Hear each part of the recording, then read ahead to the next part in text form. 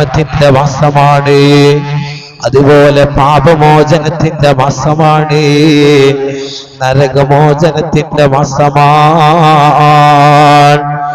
മാസങ്ങളുടെ രാജാവാണ്, നേതാവാണ് വിശുദ്ധമായ റമളാൻ. അല്ലാഹുവിന്റെ കലാമായ പരിശുദ്ധമായ ഖുർആനിന്റെ വാർഷികമാണ്, ഖുർആനിന്റെ മാസമല്ലേ വിശുദ്ധമായ റമളാൻ.